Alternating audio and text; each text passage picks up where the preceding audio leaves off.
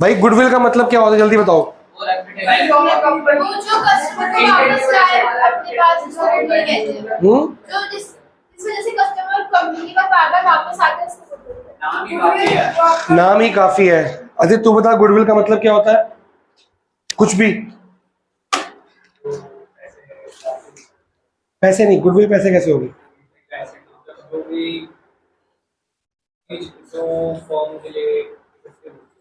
कैसे? अभी ये सही आंसर नहीं है। गुडविल का मतलब एक वर्ड में रेपुटेशन। रेपुटेशन फर्म ने कमाई है, वो एसेट है कि लायबिलिटी है? देखो 11th की जर्नल एंट्रीज वगैरह बेस क्लियर है। जर्नल टू लेजर, लेजर वो आता है, डेबिट क्रेडिट करना आता है, वो तो आता है ना। जो नहीं आता बता दियो, छुपाइयो मत। नहीं अभी जो पढ़ाऊंगा ना, पढ़ाते पढ़ाते कुछ 11th का ऐसा लगे कि ये सब चीज नहीं आता मेरे को, बता दी। मैं पूछूंगा नहीं क्यों आता, लेकिन मैं पढ़ा दूंगा। 12th का बेस बहुत इंपॉर्टेंट है, छोटा डाउट पूछना है। तो गुडविल कंपनी के लिए एक बहुत बड़ा क्या है? एसेट। टेंजिबल और इनटेंजिबल? इनटेंजिबल। हम उसको फील कर सकते हैं, मूव नहीं कर सकते। तो गुडविल, अब यहाँ पे हम सोल प्रोप्राइटरशिप नहीं पढ़ रहे, we are studying about partnership. Partnership में गुडविल बहुत ज्यादा इंपॉर्टेंट, पार्टनरशिप में गुडविल बहुत ज्यादा इंपॉर्टेंट चीज है। क्यों? गुडविल हम क्यों निकालना सीख, उधर जाके कर लो यार जो करना है, हर एक उधर जाकर। पार्टनरशिप में गुडविल एक बहुत इंपॉर्टेंट टर्म है। क्यों?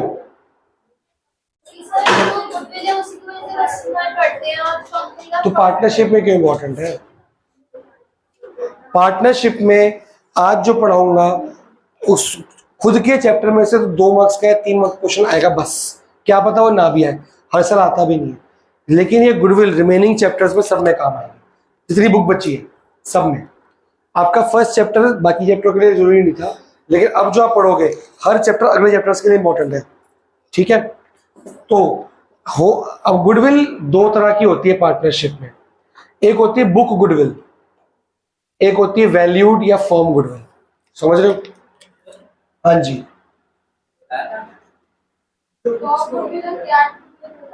बेटा सब कुछ मैम बताएगी तो मैं क्या बताऊंगा?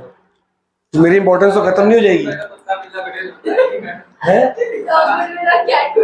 अच्छा वो क्या होता है, मैंने पहली बार सुना है।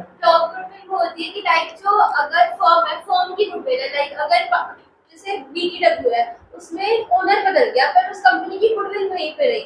पर जैसे मैं अपने अपना एग्जांपल, जैसे हमारा स्कूल है तो उस स्कूल की गुडविल मैम से है, तो अगर मैम चली गई तो फिर उस स्कूल की गुडविल मैम के साथ चली जाएगी। तो उस स्कूल में बच्चे नहीं, क्योंकि बच्चे मैम की वजह से आते थे, वो क्या गुडविल है कि गुडविल मैम के साथ चली। इसका फिर आगे नहीं, इसका अकाउंट्स के इसमें क्या तात्पर्य है, फायदा क्या होगा? एक होता है बुक गुडविल,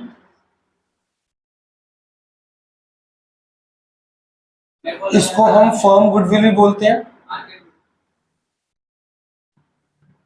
बुक गुडविल होती है जो बैलेंस शीट में हमारी गुडविल चल रही है, और वैल्यूड गुडविल है जो हम साल के बीचों बीच वैल्यू निकालते हैं। आपकी मैम नहीं, अलग अलग होती है। बुक गुडविल वो होती है जो ऑलरेडी पिछले बैलेंस शीट में चढ़ी हुई है। बुक्स मतलब बैलेंस शीट, वो अब चेंज नहीं होती। गुडविल निकालते कब है? एक तो 31 मार्च को निकाल दी, फिर साल के बीच में मैं ये वाली गुडविल फर्म गुडविल क्यों निकाल रहा हूँ? जब भी नई पार्टनरशिप बनेगी तब हम गुडविल निकालेंगे। क्यों नहीं हो सकती? एक नया पार्टनर एडमिट हो रहा है, तो एक नया पार्टनर एडमिट होने से, ऐड होने से नई फर्म बन जाती है। पुरानी फर्म खत्म, पूरी फर्म ही खत्म हो जाती है, नई डीड बनेगी, नई फर्म बनेगी। एक पार्टनर रिटायर हो गया, नई फर्म बनेगी। एक पार्टनर की डेथ होगी सडनली, तो वो 1 अप्रैल को होती होगी, कभी भी हो जाएगी वो, तो एक नई फर्म बनेगी। फिर हो सकता है कोई पार्टनर ऐड नहीं हो रहा, कोई रिटायर नहीं, कोई डेथ नहीं, जस्ट वही एबीसी 3 पार्टनर है, वही एबीसी न्यू पार्टनर्स भी हैं, उनका प्रॉफिट शेयरिंग रेशियो क्या हो जाएगा? चेंज। पहले वो 3:1 में आपस में डील कर रहे थे, अब वो इक्वली या कुछ भी नए रेशियो में डील वो कर रहे हैं। इन चारों केस में नई फर्म बनती है। नया पार्टनर आएगा, पुराना पार्टनर जाएगा रिटायर, कोई एक पार्टनर की डेथ होगी, या पार्टनर सेम है, उनका पीएसआर प्रॉफिट शेयरिंग रेशियो क्या हो रहा है? चेंज हो रहा है। तो ये सब चैप्टर्स भी है आपका। इसका अगला चैप्टर है चेंज इन पीएसआर, नई पार्टनरशिप। उसका अगला चैप्टर एडमिशन, उसका अगला रिटायरमेंट, उसका अगला डेथ। लास्ट चैप्टर डेसोल्यूशन की, जब फर्म बंद होती है। इन सब केसेस में क्या होता है, नई फर्म बनती है। जब नई फर्म बनती है हम गुडविल कैलकुलेट करते हैं। तो बुक गुडविल क्या थी वो अलग चीज होती है। एक सेकेंड मार्क करा दो, फर्स्ट पेज निकालो।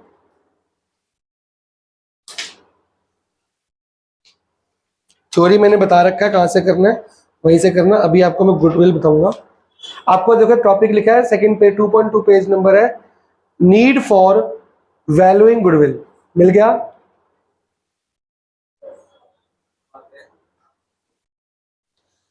चार पांच चीजें लिखी हैं, इसको टिक कर लो, ये वेरी इंपॉर्टेंट है, ये 1 मार्क में आता है, ये एमसीक्यू बन के आ जाएगा। इनमें से कौन सी जगह पे मैं गुडविल नहीं निकालना, तो आपको अगर यही याद कर लोगे जो जोन साइंस में से नहीं होगा वो आपका आंसर होगा। या 4 ऑप्शन दिए होंगे इसमें से कौन से भी गुडविल होती है, 3 गलत होंगे, एक सही होगा। ठीक है, फिर लिखा है टाइप्स ऑफ गुडविल, मिला? अगले पेज पे 2.3 पे नीचे टिक करो। एक होती है परचेज गुडविल और एक होती है सेल्फ जनरेटेड गुडविल। ये आपकी परचेज गुडविल या बुक गुडविल होती है।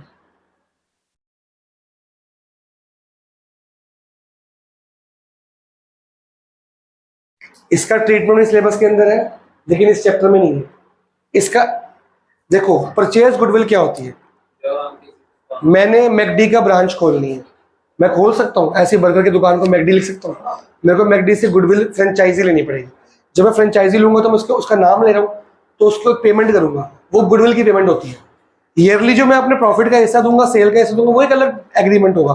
बट उसका बोर्ड लगाने के लिए, मैकडी लिखने के लिए मेरे को उसको 2 करोड़ रुपए 3 करोड़ रुपए देने पड़ेंगे। वो उसकी कॉस्ट ऑफ क्या है, गुडविल। तो जब मैंने वो उसको 3 करोड़ दे दिए, उसका बोर्ड लग जाएगा। तो और वो सारा जो थीम होगी, कलर कॉम्बिनेशन, जो भी सेटअप होगा, वो सब वहीं से देंगे मेरे को। तो 3 करोड़ के बदले जो मेरे को गुडविल मिली उसको बुक गुडविल कहते हैं। वो पूरी की पूरी गुडविल ही आ गई उस नाम के साथ साथ। वो मैंने बनाई है, वो मैंने कमाई है, वो मैंने परचेज करी है, ये मैं कमाता हूं। अब ये मेरी कंपनी है, मैं और मेरे बाकी पार्टनर्स ने मिलके कमाई है, ये वैल्यूड गुडविल है, इसकी वैल्यू निकालनी है। ये गुडविल तो वो जो मेरे को बताई गई और मैंने परचेज कर ली, इसका अमाउंट तो मेरे को पता ही था। तो हो सकता है कि मेरी फर्म 3 पार्टनर्स चला रहे हैं पर हमने गुडविल अपनी नहीं कमाई, हमने ऑलरेडी किसी और से खरीदी हुई है, हम उसी को चलाई जा रहे हैं। एक फर्म में दोनों गुडविल हो सकती है क्या? हो सकती है। मैंने एक गुडविल पहले स्टार्टिंग में खरीदी, काम चल रहा हूं, अब जो स्टार्टिंग में खरीदी क्या वो मर जाती है? वो तो हर साल वही लिखी जाएगी ना। वो जब तक मैं वो कंपनी मैकडॉनल्ड्स का नाम चला रहा हूं तो गुडविल मेरे पास ही है। जब मैं मैकडी का नाम बंद कर दूंगा गुडविल मेरी खत्म हो जाएगी। एक तो वही, कुछ मैंने उस एरिया में अपनी वैल्यू बनाई होगी, अपने कस्टमर्स रिपीट किए, कुछ मैंने अलग किया होगा, वो एज अ पार्टनर मेरी खुद की वैल्यू गुडविल, ये मैं वैल्यू करूंगा, ये मेरी वैल्यू है। हो सकता है कि 10 साल बाद मैं मैकडी का बोर्ड डालूं तब भी मेरे कस्टमर आते हो क्योंकि मेरी वैल्यू गुडविल ज्यादा हो। क्लियर? दोनों में फर्क है, एक कंपनी दोनों हो सकते हैं। अगर ब्रांच की गुडविल हमने खराब कर दी तो बिल्कुल हो सकता है कि वो फिर ये वाली खराब होगी ना, मेन क्या खराब होगी, मेन पे फर्क पड़ेगा, पर उसका पैसा जो मैंने उसको दिया वो तो वही का वही है ना। वो बैलेंस शीट में तो goodwill in terms of money लिखी हुई है, वो तो वही की वही खड़ी हुई है, वो तो कम नहीं हो रही। जो कम हो रही है वो ये वाली कम हो रही है। ये कम होने की वजह से इसका नाम भी तो खराब हो रहा है, फिर अपना नाम विड्रॉ कर लेगा, इससे पहले और खराब हो जाए। एक फ्रेंचाइजी अगर गलत निकला तो मेन कंपनी का नुकसान पहुंचाता है ना, तो एक फ्रेंचाइजी अच्छा निकला तो मेन कंपनी का नाम बढ़ाता भी है वो। समझ गए हो? तो पहले परचेज गुडविल को पढ़ना शुरू करो। पर इसमें जो हमारी परचेज गुडविल है, ये हमारे अकाउंट में हम हर साल दिखाते रहते हैं। वो कंटिन्यू होती रहती है क्योंकि हमने नाम खरीदा हुआ उसका, और ये हम सिर्फ तब निकालते हैं जब हमें निकालनी होती है। वो कब निकालते हैं बताएंगे। ये वैल्यू इंक्रीज नहीं होती है, वही की वही रहती है। Purchase goodwill is that goodwill for which the firm has paid consideration in cash और काइंड। काइंड माने इन कैश, मतलब 3 करोड़ के 3 करोड़ कैश दे दिया। काइंड मतलब मैं गुडविल काइंड में कैसे, व्हाट इज काइंड? चेक भी कैश होता है, किसी को पता है काइंड? उधार इज क्रेडिट। काइंड मतलब मैंने 3 करोड़ की गुडविल ली है, बदले में कोई एसेट्स बेच दिए उसको, मैंने कैश नहीं दिया, कोई प्रॉपर्टीज दे दी उसको मैंने, तो उतने अमाउंट का कोई और सामान दिया उसको, मैं ट्रक दे दिया अपना, प्लेन दे दिया अपना, कुछ दे दिया उसको मैंने, तो उसको मैंने क्या करा, मतलब बार्टर सिस्टम समझते हो, दैट इज काइंड। क्लियर हुआ? काइंड के न्यूमेरिकल्स भी आएंगे हर चैप्टर में, तो लिखने की मतलब उसको आपको नया वर्ड है लेकिन ये हर चैप्टर में रिपीट होना है, तो you will get used to it. For example, when a business is purchase and purchase consideration is more than the value of net assets, the difference amount of value of the purchase is the value of purchase. क्या समझ आया आपको कि एक पूरा business खरीद लिया आपने? क्या खरीदा? पूरा का पूरा बिजनेस खरीद लिया. एक तो फ्रेंचाइजी ऑप्शन हो गया, एक हुआ पूरा बिजनेस खरीद लिया, मतलब चलती चलाई दुकान खरीदी नाम के साथ. अब जब दुकान खरीदे उस कंपनी के एसेट्स भी तुम्हारे हैं, लायबिलिटी भी तुम्हारी है, पर सारे एसेट्स कैलकुलेट करे और सारी लायबिलिटीज कैलकुलेट करी, तो वो कह रहा है और जो आपने पेमेंट करनी है वो कैलकुलेट करी. फॉर एग्जाम्पल, ध्यान से समझना, मैंने एसेट्स काउंट करे टोटल, वो बनते हैं 4 लाख रुपए के. किसी की दुकान खरीदी मैंने, एसेट्स में उसका नाम गुडविल सब कुछ आता होगा. अभी ये इसमें नहीं, सॉरी गुडविल नहीं आएगा, सिर्फ फिजिकल एसेट्स की बात होगी. फिर मैंने उस कंपनी की लायबिलिटीज गिनी, उस कंपनी की लायबिलिटीज बनी 3 लाख रुपए. ये देनदारी कितने की है? 3 लाख. और ओन सामान कितने का है? 4 लाख. फिर मैं कितनी पेमेंट कर रहा हूं उसको, कि मैं कुछ तो पेमेंट दूंगा ना, वो मेरे से कितने पैसे मांग रहा है? 4 लाख तो मांगेगा नहीं, क्योंकि 3 लाख की तो लायबिलिटी भी है. मैंने नहीं, मैं से उसने 3 लाख रुपए मांगे कि मेरे को भी 3 लाख रुपए कम से कम चाहिए परचेज कंसिडरेशन के नाम से. तो अब आप पढ़ो, business is purchase and purchase consideration is more than the net assets, मतलब as difference of assets minus liabilities. मैंने कितने पैसे दिए उसको परचेज कंसिडरेशन के नाम पे?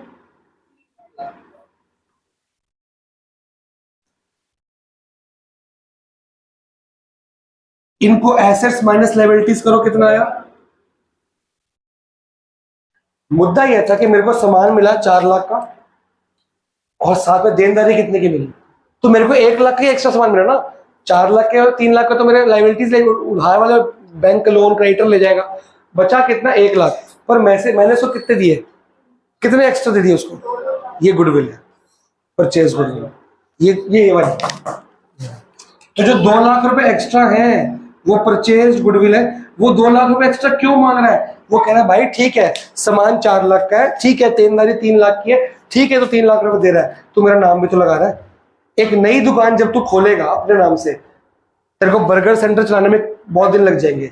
मेरा चला नाम तू ले रहा है, मेरी चिल्चा दुकान तू ले रहा है, तेरी फर्स्ट डे दुकान चलनी शुरू हो जाएगी, होगा फर्क नहीं पड़ेगा. तो कह रहा है मैं अपने नाम के पैसे रॉयल्टी नहीं लूंगा, ये वो रॉयल्टी है 2 लाख रुपए. अभी हर साल सेम रहेगी ना. अब मैं जब इसकी दुकान चलाऊंगा तो मैं इसकी गुडविल बढ़ाऊंगा या कम करूंगा. तो अगर मैं इसकी गुडविल अब 3 पार्टनर मिलकर चला रहे हैं, जो नया इसके आगे कंटिन्यू करूंगा वो ये वाली, वो मैंने कमाई होगी. ये पहले मेरे को रेडीमेड मिली है. रेडीमेड गुडविल को हम गुडविल या परचेज गुडविल बोलते हैं, और जो मैं अर्न करूंगा अर्नड गुडविल को वैल्यू या फर्म गुडविल कहते हैं. क्लियर है? बोलो. उसने 2 लाख रुपए दे दिए रॉयल्टी उसके नाम में, तो वापस भी तो मांग सकता है. ये परमानेंट, हम बिजनेस खरीद रहे हैं, यहाँ पे फ्रेंचाइज नहीं ले रहे. बिजनेस परचेज वापस कैसे मांग सकता है? जब मैंने परचेज कर लिया तो बिजनेस तो मेरा हो गया, नाम भी मेरा हो गया, और उसके नाम से मैं चलाऊंगा बिजनेस. वो नाम के 2 लाख रुपए एक्स्ट्रा लिए उसने, या तो नाम होगा या स्पेस होगी, उसे लोकल नाम हो, पर जगह बड़ी मौके की है, उसकी दुकान ऐसी जगह पे है कि बस मैं कोई भी चलाएगा चल जाएगी. तो उसकी कोई मजबूरी है, वो बेच के जा रहा है, आउट ऑफ इंडिया जा रहा है, या उसको बर्बाद हो गया, क्या होगा मेरे को नहीं पता, तो मैंने खरीदी. अब मैं एक नई दुकान को चलाऊंगा, चलिए जब फुटफॉल ऑलरेडी कस्टमर का है, फर्क नहीं पड़ता, तो मेरे को एफर्ट्स करने पड़ेंगे, ऐड करना पड़ेगा नहीं ना, क्योंकि वो एक स्पेस ऐसी जगह पे है, लोकेशन ऐसी जगह पे जहाँ पे मार्केट है, फुटफॉल है, तो वो इमीडिएटली मेरे को गुडविल उसके ले रहा है. फ्रेंचाइजी में गुडविल जो नाम होता है उसको गुडविल बोलते हैं. Reputation, trademark, brand name. वो तो लेगा ही लेगा, वो साथ में पैसे भी काटेगा मेरे से, एक्स्ट्रा लेगा. गुडविल तो पूरी वापस हो जाएगी. गुडविल तो फर्स्ट से चलेगी ना उसके पास. मैंने जो उसका नाम का बोर्ड लगाया, 3 करोड़ रुपए दे दिए ना उसको मैंने, वो तो उसके पास ही पड़ी है, वापस नहीं दे देगा, वो रख लेगा सारे पैसे, लेकिन मैंने नाम गिरा दिया उसका. फ्रेंचाइजी एग्रीमेंट में जो आप पेमेंट करते हो वो रिटर्नेबल नहीं होती, रिफंडेबल नहीं होती. अगर नॉर्मल टर्म से हम एग्रीमेंट तोड़ते हैं तो एग्रीमेंट पे फर्स्ट डे लिखा होता है कि 25% या 30% में रिफंडेबल होगा, वो बाकी कुछ रिफंड नहीं होगा.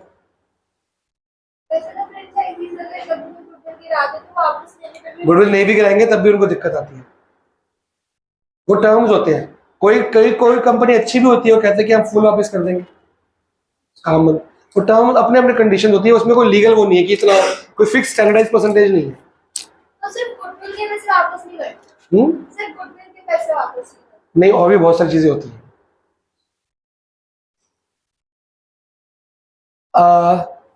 अब आप अगला पेज निकालो 2.5 सेल्फ जनरेटेड गुडविल और नॉन परचेज गुडविल। 2.5 मिला। Self generated goodwill is internally generated goodwill which arises from a number of factors such as favorable location, efficient management, good quality of product, etc. that a business has, due to which is able to earn higher। ये आपकी खुद की earned goodwill है, आपने खुद कमाई है। जिसने आपको एक कंपनी बेची, उसने आपको गुडविल कितने की बेची? आपके लिए परचेज गुडविल है, उसके लिए क्या थी ये? वैल्यूड गुडविल, उसने बनाई थी गुडविल, अब आपको बेच रहा है। आपको तो रेडीमेड मिल गई, तो अगर रेडीमेड आएगी तो ट्रीटमेंट अकाउंट्स में अलग होगा। ये आपके सिलेबस में एक ही है, 2 क्वेश्चन होंगे बैक्स, इससे ज्यादा नहीं होंगे। बाकी पूरी बुक ये है, पूरी बुक इसमें से आएगी। ये एक आध क्वेश्चन होगा। इसका तरीका है, ऐसे तुमसे क्या माइनस करोगे? लायबिलिटीज अमाउंट एक निकालो, परचेज कंसिडरेशन, दोनों को क्या कर दो आपस में माइनस। आपकी कौन सी गुडविल आ जाएगी? Purchase goodwill. एग्जाम्पल नंबर 1,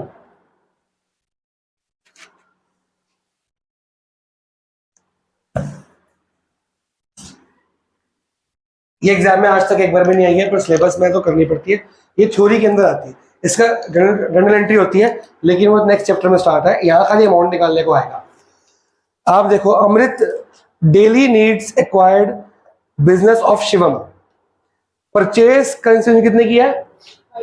तो पहले लिखेंगे एग्जाम्पल 1, परचेज कंसिडरेशन है 5 lakh by cheque. Assets, total assets करो कितने आ रहे हैं?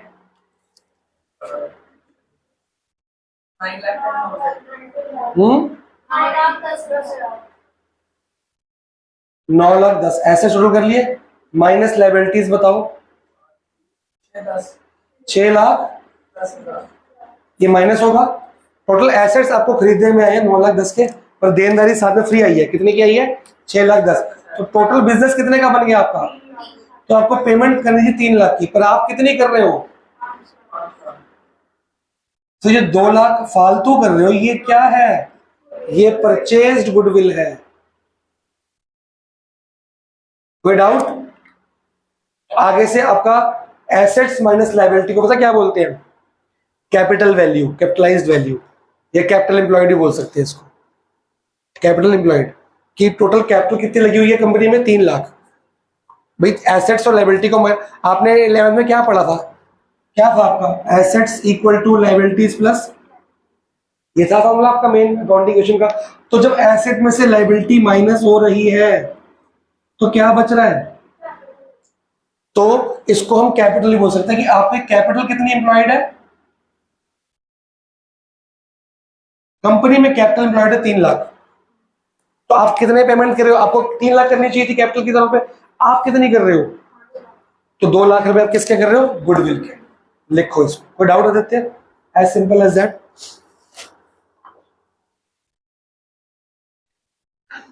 अब हम बाकी पढ़ेंगे। ये इसका होमवर्क भी नहीं दूंगा, कुछ नहीं दूंगा। समझ आ गया आपको? अगर थ्योरी में आएगा तो फॉर्मूला में आ गया आपको।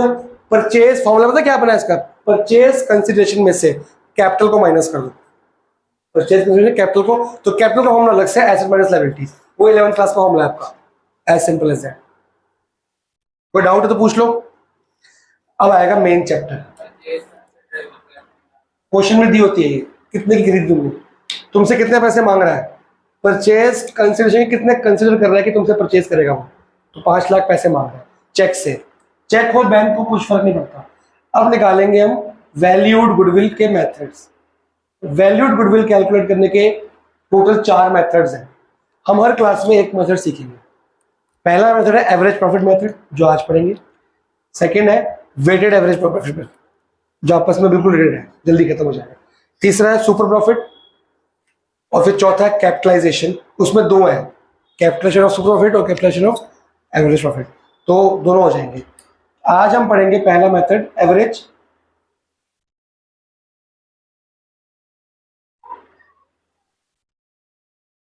एवरेज वर्ड का मतलब क्या होता है? एक कम से कम। कम से मीन निकालना, average.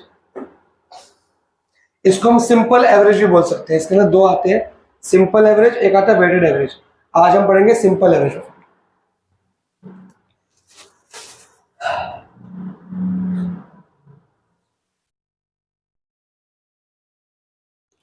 Formula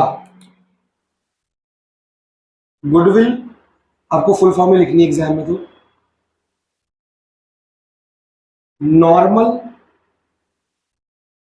average profit into purchase year. Purchase year, purchase year आपके हर क्वेश्चन में आएगा। वो क्वेश्चन में गिवन होता है।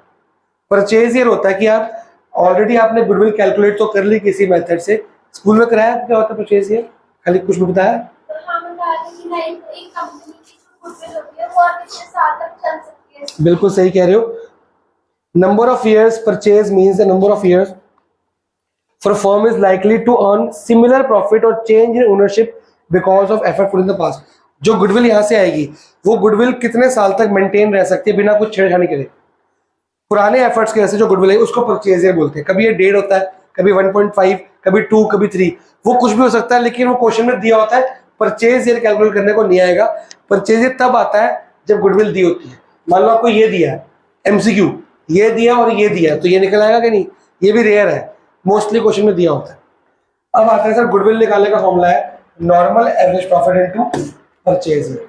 तो ये नॉर्मल एवरेज प्रॉफिट निकलता कैसे? आपको क्वेश्चन में एवरेज प्रॉफिट दिए होंगे, फॉर्मूला है, इसका फॉर्मूला लिखवा रहा हूं।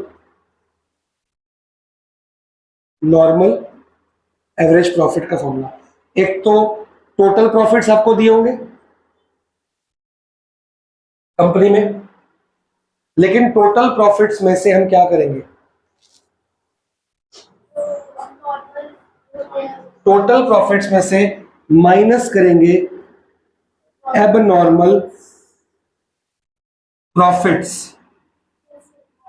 Plus abnormal losses minus normal losses plus normal losses के बाद साथ लगा दो omitted plus normal profits omitted.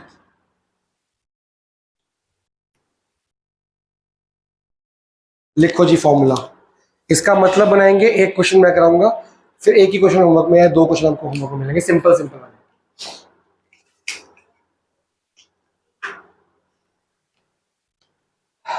बचपन में अपने 11th क्लास में लास्ट चैप्टर में P&L अकाउंट में सीखा था, profit and loss account.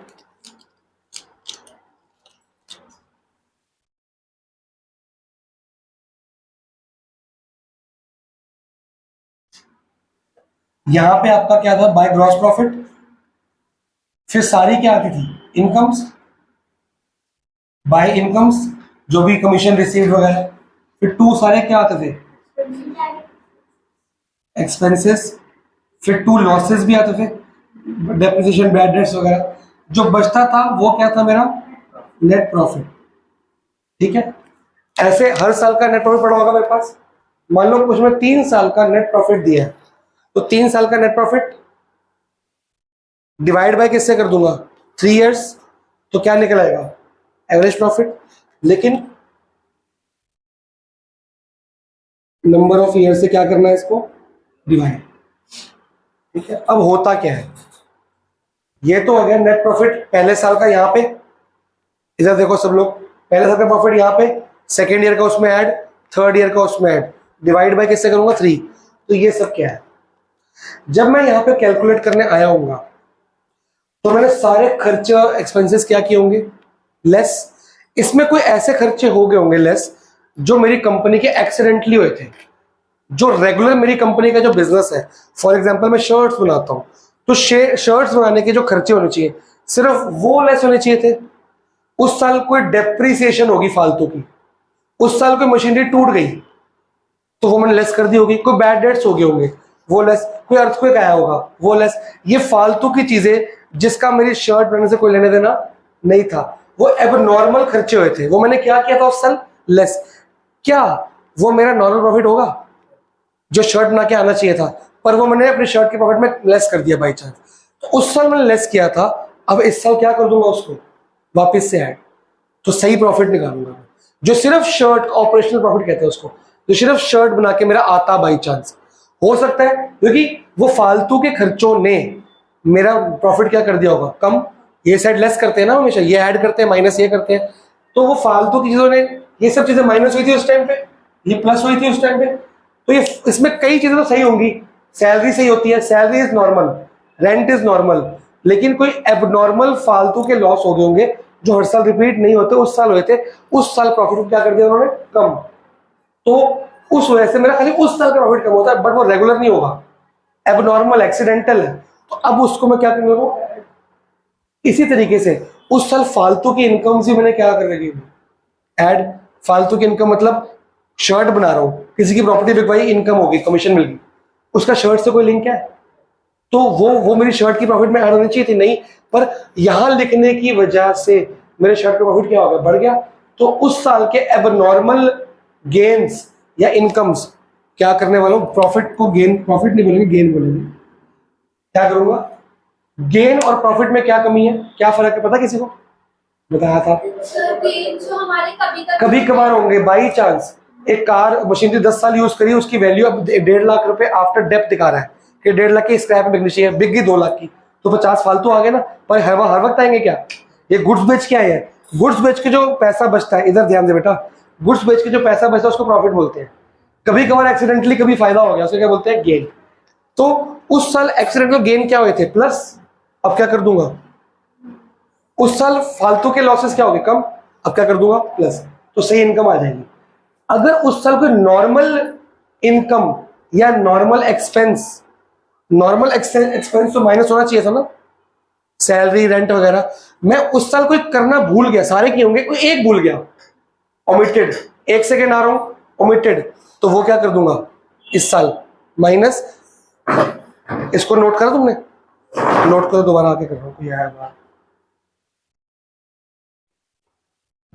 Abnormal gain का मतलब क्या समझ आया, जो कभी कभार रेगुलर नहीं होता, उसका हमारे गुड्स से कोई लिंक नहीं है, पर हमारे प्रॉफिट में क्या हो चुका है वो ऐड, तो इस साल क्या करेंगे उल्टा माइनस, उस साल ऐड हुआ था, इस साल क्या करेंगे माइनस, उस साल एबनॉर्मल लॉस क्या किया था माइनस, इस साल क्या करेंगे गेन और प्लस, लेकिन नॉर्मल लॉस सारे माइनस नहीं करने, जो नॉर्मल लॉस उस साइड लिख दिए माइनस करने में वो तो हो गए, जो लिखना भूल गए ओमिटेड, सैलरी रेंट वेजेस, इस तरह के जो हम हमारे शर्ट बनाने से लिंक्ड है, वो अगर मैं लिखना भूल गया था, ओमिटेड का मतलब लिखना, वो तो माइनस करने पड़ेंगे, और नॉर्मल प्रॉफिट जो मेरी कंपनी के हैं पर मेरी कंपनी लिखना उसको भूल गई, जो मेरे गुड्स से रिलेटेड डायरेक्टली रिलेटेड है वो ऐड करूंगा, तो नॉर्मल प्रॉफिट ऐड सही जगह पे और लॉसेस माइनस जैसे होता है वैसा, पर एबनॉर्मल में उल्टा कर देना है। ये क्वेश्चन में आपको दिया नहीं होता, क्वेश्चन में आपको बताता नहीं कि एबनॉर्मल है कि नॉर्मल, ये आपने पहचानना है। क्वेश्चन में दिया होगा कि एक मशीनरी खराब हो गई थी और उसकी रिपेयर में हमको 20,000 रुपये लग गए, ये नॉर्मल लॉस है कि नॉर्मल लॉस, एबनॉर्मल, ये तो कभी कभार होगी, हर साल थोड़ी होगी, तो उस साल हमने क्या किया था माइनस, अब क्या करेंगे, तो ये उल्टा उल्टा काम होगा, ठीक है, अब जाओ परसों कंटिन्यू करेंगे, आज टाइम बड़ा वेस्ट हो गया।